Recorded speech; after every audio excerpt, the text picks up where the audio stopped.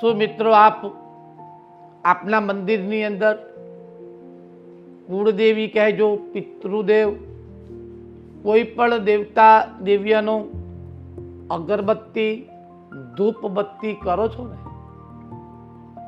અગરબત્તી સાથે દીવા પણ પ્રગટાવતા હશો કે ભાઈ આ દીવો છે અમારો કુળદેવીનો છે, આ દીવો છે ગોગ મહારાજનો છે, આ દીવો માં જગદંબાનો છે, વગેરે વગેરે.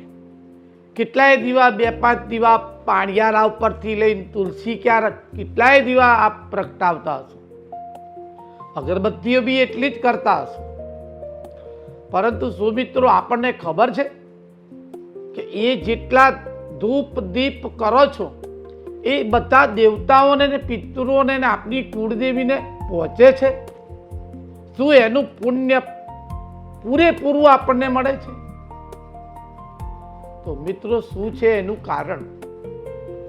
અગર એ જો દીવા પ્રગટાવી ગમે તેટલું તેલ અને ઘી અંદર નાખી અખંડ દીવા આપ દેવતાઓના કરો છો, ક્યારેક તો એ દીવા બુઝાઈ જાય છે, દીવા ઓલવાઈ જાય છે, દીવા રામ થઈ જાય છે ઘી તેલ પૂર્ણ થઈ જવાથી. પછી આપ એ બળેલી દિવેઠો જે છે એને આપ શું કરો છો?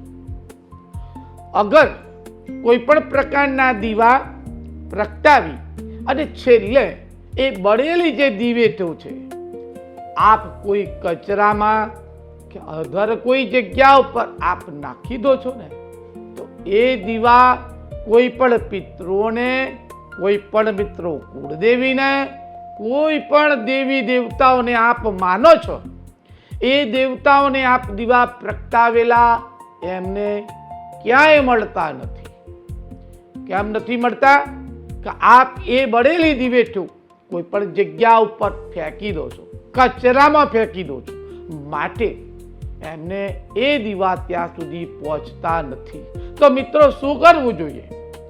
દીવા પ્રગટાવ્યા બાદ જ્યારે દીવા રામ થઈ જાય છે, દીવા મિત્રો એકંદરે ઓલવાઈ જાય છે, તો એ જે દિવેઠો છે, બળેલી દિવેઠો, એ દિવેઠો આપને એક કોઈ પણ પાત્રમાં એકત્રિત કરવાની છે.